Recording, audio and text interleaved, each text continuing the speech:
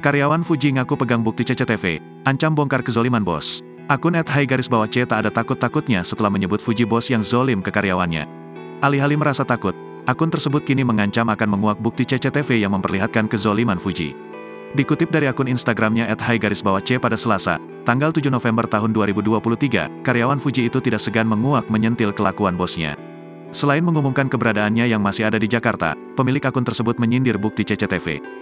Dia bahkan menguak kepalsuan Fuji di depan kamera, yang kerap dipuji imut padahal memiliki sifat kasar.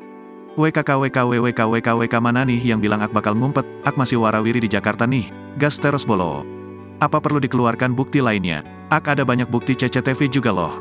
Emang boleh sezolim itu, di depan kamera imut kayak marmut padahal aslinya kasar banget loh, tulis akun tersebut. Hingga kini pemilik akun @hai_C belum mau meminta maaf atas dugaan pencemaran nama baik yang dilakukannya. Dia juga masih belum menghapus postingan yang berisi chat kasar Fuji. Dalam foto yang beredar, Fuji tampak berbicara kasar dengan karyawannya yang tidak becus kerja.